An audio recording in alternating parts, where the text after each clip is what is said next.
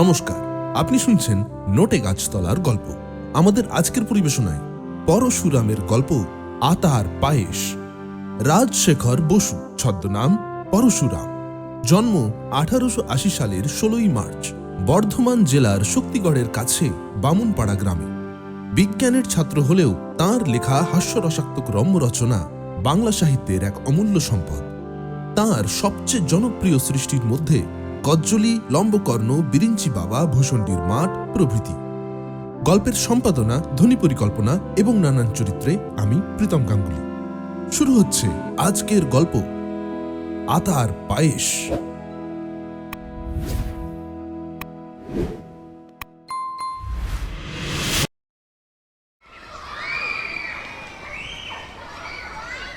Ramgopal high স্কুলের master প্রবোধ ভট্টাচার্য, বয়স 30, আমোদে লোক।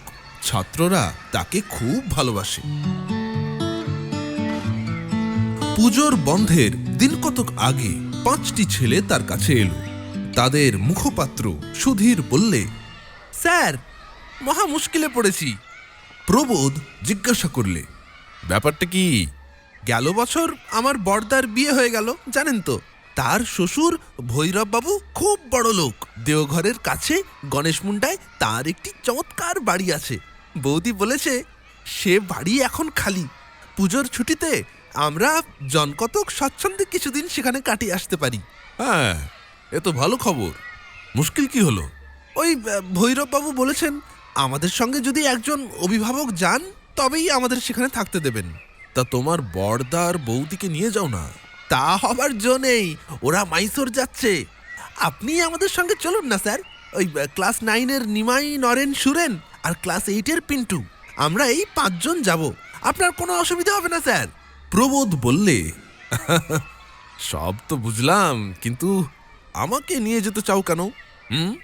মাস্টার সঙ্গে থাকলে তোমাদের ফুর্তির ব্যাঘাত হবে না?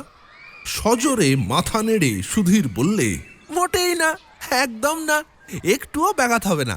আপনি সেরকম মানুষই নন স্যার। আপনি সঙ্গে থাকলে আমাদের 3 ডবল ফুর্তি হবে। নিমাই, নরেন, সুরেন সমস্বরে বললে, নিশ্চয় স্যার, চলুন না। প্রবোধ যেতে রাজি হলো। দেওঘর আর যোশীডির মাঝামাঝি গণেশ মুন্ডা পল্লীটি সম্প্রতি গড়ে উঠেছে। বিস্তর সুদৃশ্য বাড়ি, পরিচ্ছন্ন রাস্তা, প্রাকৃতিক দৃশ্যও ভালো। ভৈরব বাবুর অট্টালিকা, ভৈরব কুটির আর তার প্রকাণ্ড বাগান দেখে ছেলেরা আনন্দে উৎফুল্ল হয়ে উঠল এবং ঘুরে ঘুরে চারিদিকে দেখতে লাগলো। বাগানে অনেক রকম ফলের গাছ, গোটা কতক আতা গাছে বড় বড় ফল ধরেছে। অনেকগুলো একেবারে তৈরি, পেড়ে খেলেই হয়। প্রবোধ বললে, ভারী আশ্চর্য তো, ভৈরব বাবুর দারোয়ান আর মালি দেখছি অতি সাধু পুরুষ। সুধীর বললে, মনেও ভাববেন না তা। আমি এখানে এসেই সব খবর নিয়েছি স্যার। দারোয়ান মেহিপাড়ে আর মালি ছেদি মাহাতো, এদের মধ্যে ভীষণ ঝগড়া। দুজনে দুজনের ওপর কড়া নজর রাখে। আরে বাবা, তাই এ পর্যন্ত কেউ চুরি করার সুবিধে পায়নি। নিমাই বললে, যদি 2-3 সের দুধ জোগাড় করা যায় তবে চমৎকার আতার পায়েস হতে পারবে। আমি তৈরি করা দেখেছি, খুব সহজ। সুধীর বললে, বেশ তো, তুই তৈরি করে দিস। ও পাড়েজি, তুমি কাল সকালে 3 সের খাঁটি দুধ আনতে পারবে? পাড়ে বললে, হ্যাঁ, জরুর পারবে হুজুর। নাওয়া খাওয়া আর বিশ্রাম চুকে গেল। বিকেল বেলা সকলে বেড়াতে বেরুল। ঘণ্টাখানেক বেড়াবার পর ফেরার পথে সুধীর বললে, দেখুন স্যার, এই বাড়িটা কি সুন্দর। ভীমসেন ভিলা। গেটের ওপর কি চমৎকার থোকা থোকা হলদে ফুল ফুটেছে। আকাশের দিকে হাত বাড়িয়ে পিন্টু চেঁচিয়ে উঠল, ওই ওই ওই ওই একটা নীলকণ্ঠ পাখি উড়ে গেল। নিমাই বলল, এদিকে দেখুন স্যার, উহ, কি ভয়ানক পেয়ারা ফলেছে, কাশির পেয়ারার চাইতেও বড় বড়। নিশ্চয়ই এ বাড়িরও দারোয়ান আর মালির মধ্যে ঝগড়া আছে, তাই চুরি চাইনি। ফটকে তালা নেই। সুধীর ভেতরে ঢুকে এদিক ওদিক উঁকি মেরে বললে, কাউকে কোথাও দেখছি না, কিন্তু ঘরের জানলা খোলা, মশারি টাঙানো রয়েছে। বোধহয় সব বেড়াতে গেছে। দারোয়ান, ও দারোয়ানজি, ও মালিক। কোনো সাড়া পাওয়া গেল না। তখন সকলে ভিতরে এসে ফটকের পাল্লা ভিজিয়ে দিলে। নিমাই বললে, একটা পেয়ারা পারবো স্যার?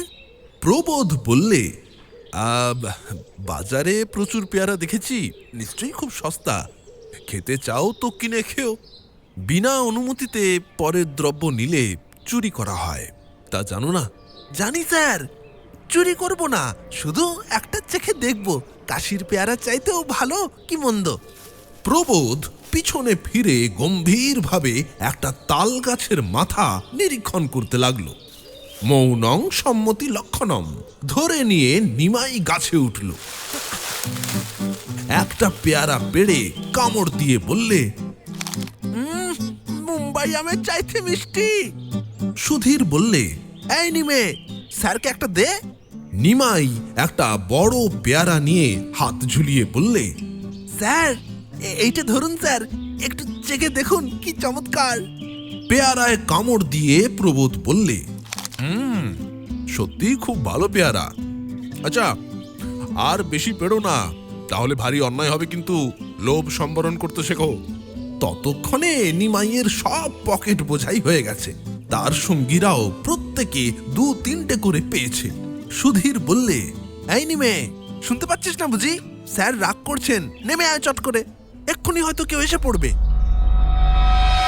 হঠাৎ ক্যাচ করে গেটটা খুলে গেল।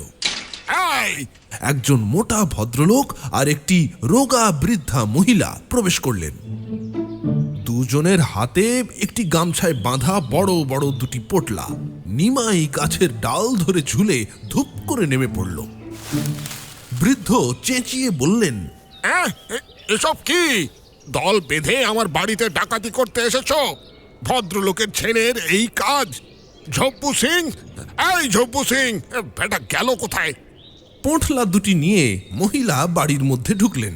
ঝব্বু সিং এক লোটা বৈকালিক ভাং খেয়ে তার ঘরে ঘুমোচ্ছিল। এখন মনিবের চিৎকারে উঠে পড়ে চোখ রগড়াতে রগড়াতে বেরিয়ে এলো। সে হুঁশিয়ার লোক গেটে তাড়াতাড়ি তালা বন্ধ করে লাঠি ঠুকতে ঠুকতে বললে, হায় হায় হায় হায়, হুজুর, হুকুম দেন তো থানে মে খবর দিয়ে আসি। হা বৈদ্যনাথ জি, ছিয়া ছিয়া, ভদ্র আদমির ছিলিয়ার এই কাম। হুজুর বলিলেন, খুব হয়েছে। হ্যাঁ, ডাকাতরা চোখের সামনে সব লুটে নিলে আর তুমি বেহুশ হয়ে ঘুমোচ্ছিলে। যাও যাও। তারপর মশাইদের কোত্থেকে আগমন হলো? এরা তো দেখছি ছোকরা, বজ্জাতি করবারই বয়স, কিন্তু তুমি বুঝি দলের সর্দার? প্রবোধ হাত জোড় করে বললে, আসলে মহা অপরাধ হয়ে গেছে স্যার। এই নিমাই, সব পেয়ারা দারোয়ানজির জিম্মায় করে দাও। আমরা বেশি খাইনি স্যার, মাত্র 2-3টে চেখে দেখেছি। অতি উৎকৃষ্ট পেয়ারা। তাই বুঝি? আজ্ঞে স্যার, আমার নাম প্রবোধ চন্দ্র ভট্টাচার্য, মানিকতলার রামগোপাল হাই স্কুলের মাস্টার। এরা সব আমার ছাত্র, পুজোর ছুটিতে আমার সঙ্গে বেড়াতে এসেছে। হ্যাঁ, খাসা অভিভাবকটি পেয়েছে, খুব নীতি শিক্ষা হচ্ছে। আমাকে চেনো? Bhimchandra Sen, retired district magistrate, Rai Bahadur খেতাবও আছে, কিন্তু এই স্বাধীন ভারতে সেটার কদর নেই।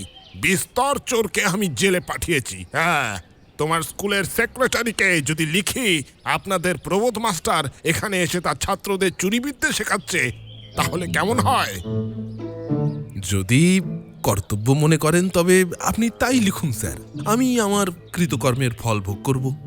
তবে একটা কথা নিবেদন করছি, কেউ অভাবে পড়ে চুরি করে, কেউ বিলাসিতার লোভে চুরি করে, কেউ বড়লোক হওয়ার জন্য চুরি করে, কিন্তু কেউ কেউ বিশেষত যাদের বয়স কম, নিছক ফুর্তির জন্যই করে।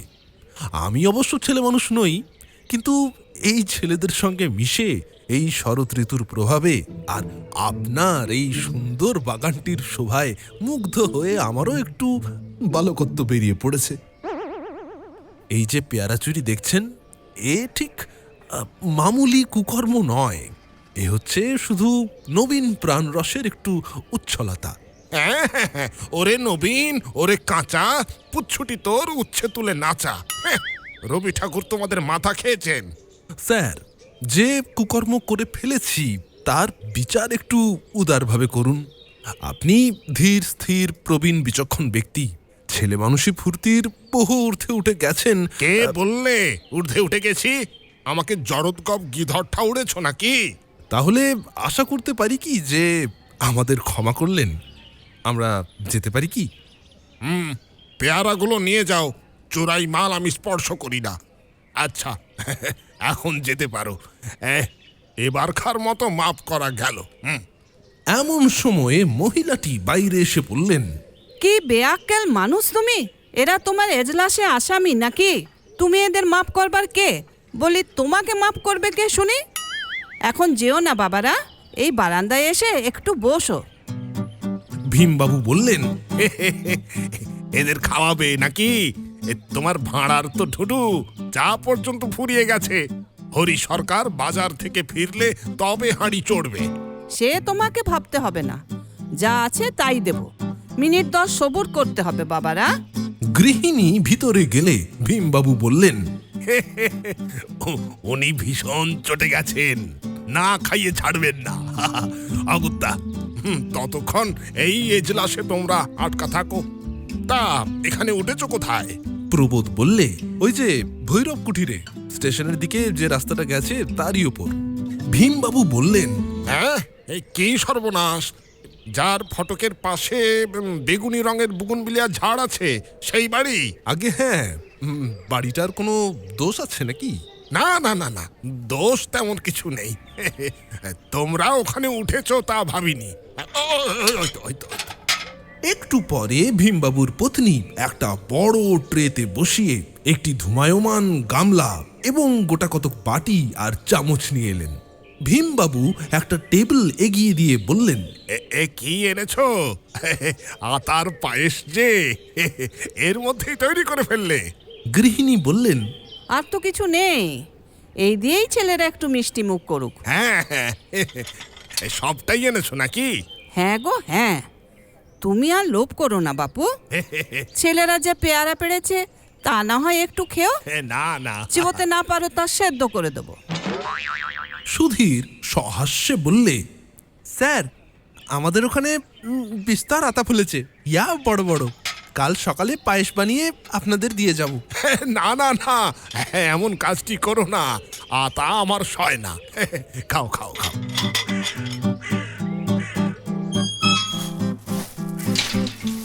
ভৈরব কুটিরে ফিরে এসে নিমাই বললে, এ কি, গাছের বড় বড় আতাগুলো গেল কোথায়? সুধীর বললে, বোধহয় পাড়েজি সর্দারি করে পেড়ে রেখেছে। ও পাড়ে, আতা কি হলো? পাড়ে ব্যস্ত হয়ে এসে মাথায় একটু চাপড় মেরে করুণ কণ্ঠে বললে, কি কব হুজুর, বহুত ঝামেলা হয়ে গেছে। এক মোটা সা বাবু আর এক দুবলা সা বুড়ি মাই এসেছিল। বাবু পটপট সব আতা ছিঁড়ে নিলে, আমি মানা করলে খফা হয়ে বললে, চুপ রহো উল্লু। আমার ডর লাগলো, শায়দ কোই বড়া অফসার উপসার কা বাবা উবা হবে। হ্যাঁ। সুধীর বললে, হাতে লাল গামছা ছিল? জি হ্যাঁ, উসি সে তো বাঁধ কে লিয়ে গেল। আরে বাবা, বুঝতে পারছিস? হাসির প্রকোপ একটু কমলে প্রবোধ বললে, যাক, আমরা ঠকিনি।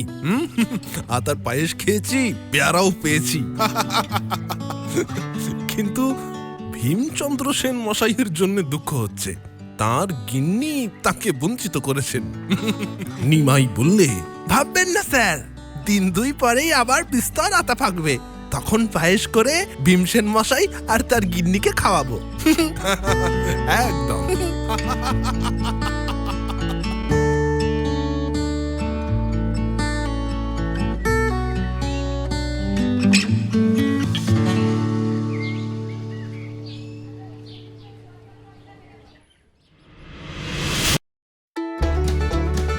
নোটে গাছতলার গল্পে শুনছিলেন পরশুরামের গল্প আতার পায়েস। কেমন লাগলো আমাদের আজকের রান্না? অবশ্যই জানান নিচের কমেন্ট বক্সে। ভিডিওটিকে লাইক করতে ভুলবেন না এবং শেয়ার করে নিন আপনার গল্পপ্রিয় বন্ধুটির সঙ্গে। বাংলা সাহিত্যে একটু অন্যরকম মজার মজার গল্প শুনতে সাবস্ক্রাইব করুন নোটে গাছতলার গল্প। চ্যানেল ঘুরে দেখুন, নানান প্লেলিস্ট সাজানো আছে। নোটে গাছতলার গল্পের মেম্বারশিপ নিয়ে অথবা নিচের সুপার থ্যাঙ্কস ব্যবহার করে আমাদের সাহায্য করতে পারেন। অসংখ্য ধন্যবাদ শ্রোতা বন্ধুদের। খুব ভালো থাকুন, হাসতে থাকুন, শুনতে থাকুন নোটে গাছতলার গল্প। আজকের মতো বিদায় বন্ধু, নমস্কার।